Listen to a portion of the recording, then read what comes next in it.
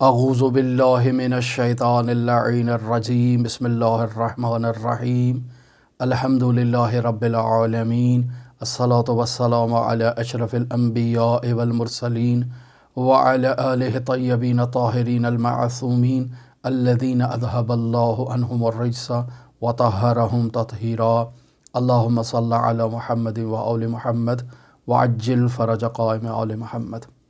عزیزان محترم، رمضان المبارک کے بابرکت ایام ہیں، اور ان ایام میں جس قدر ممکن ہو سکے انسان کی یہ ذمہ داری ہے کہ وہ اپنی نفسانی خواہشات کی مخالفت کرتے ہوئے کوشش کرے کہ اللہ اس کا ولی بن جائے اور انسان اللہ کا ولی بن جائے۔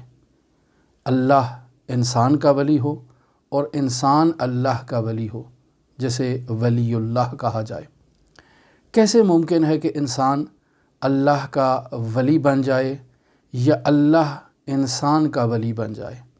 اس کا لازمہ یہ ہے کہ انسان اپنے نفس کی مخالفت کرے، انسان اپنے نفس کی خواہشات کی جس قدر ممکن ہو سکے پیروی نہ کرتے ہوئے اپنے نفس کی مخالفت کرے گا، یعنی جو نفس چاہتا ہے انسان اس کی چاہت کو پورا نہ کرے اور اس کی خواہش کی مخالفت کرتے ہوئے اپنے نفس کی خواہش کے برخلاف عمل کرے، تو یہ انسان اللہ کا ولی بن سکتا ہے اس نفس کی مخالفت سے۔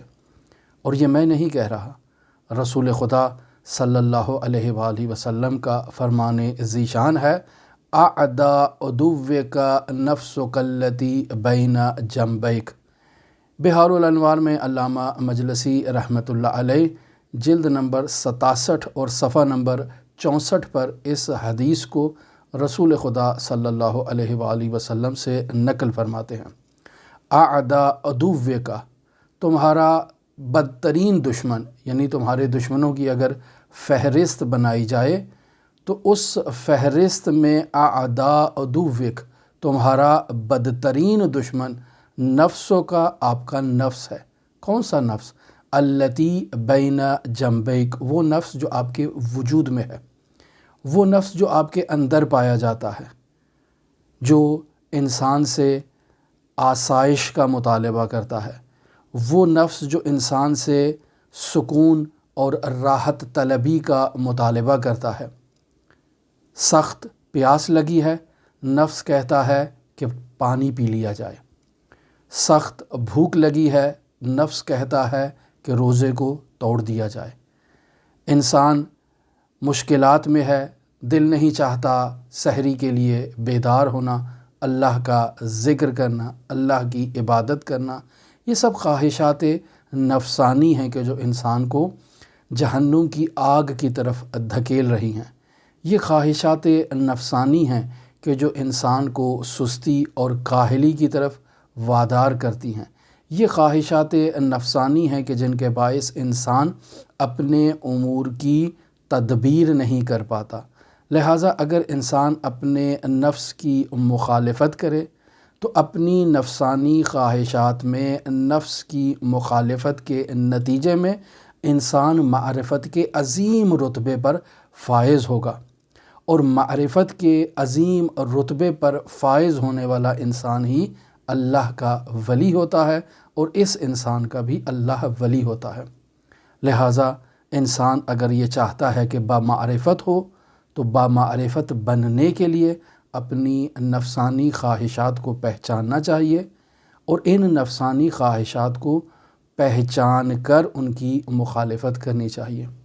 انسان اگر اپنے دشمن کی پیروی کرے اور اپنے دشمن کے ہاتھوں یرغمال بن کر رہ جائے تو یہ انسان کبھی ترقی نہیں کر سکتا، اور انسان کا دشمن اس کا نفس ہے۔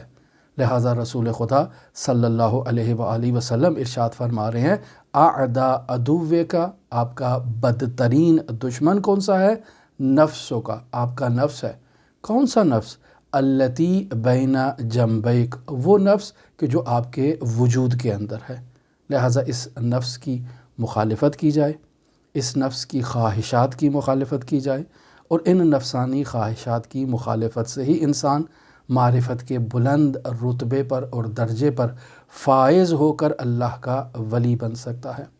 ہماری دعا ہے کہ خداوند متعال رمضان المبارک کے اس بابرکت مہینے میں ہمیں اپنی نفسانی خواہشات کو کنٹرول کرنے اور نفسانی خواہشات کی مخالفت کرنے کی توفیق عطا فرمائے، تاکہ اس بابرکت مہینے کی رحمتوں اور برکتوں سے بہتر اور بھرپور انداز میں استفادہ کر سکیں۔